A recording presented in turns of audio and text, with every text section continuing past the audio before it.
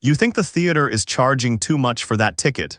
You're looking at the wrong villain. The obvious answer is simple. Studios make films, theaters show them, they split the revenue, and the ticket price reflects what the market will bear.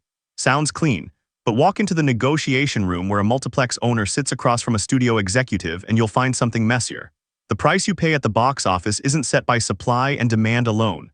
It's the result of a decades-old power struggle baked into distribution deals. Start here, studios retain enormous leverage. A major release, think tentpole blockbuster, can drive 70 to 80% of a theater's monthly revenue. The theater needs that film more than the studio needs that specific theater. So when the studio says we want 55% of the ticket revenue for the first 3 weeks, the theater usually has to accept it. That's not negotiation, that's extraction. But here's where it inverts. Theaters have their own margin problem. They operate on razor-thin profits, often 5 to 10%.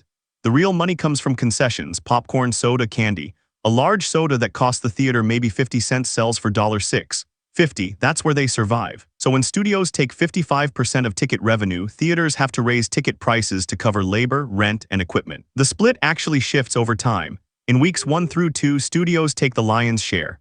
By week 4, the theater's cut rises to 60% or more. This is why a new release costs more than a film in its second month.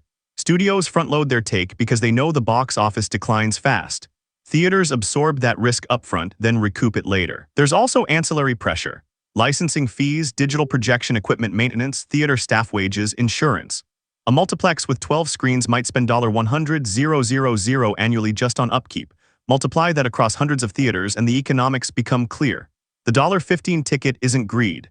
It's the only math that works when studios control the supply and theaters control almost nothing else. Regional variation matters too. A ticket in Manhattan costs $18. In rural Ohio, it's $9. That gap reflects real estate costs, labor markets, and what locals will tolerate. Studios set suggested pricing, but theaters adjust for geography. So that's why your ticket costs what it does. It's the result of a power imbalance, margin desperation, and decades of distribution contracts written to favor the only party that doesn't need the other. This video is for educational and informational purposes only and is not financial advice. Always do your own research. Subscribe to uncover the hidden economics in everyday transactions. There's a new pricing mystery every week.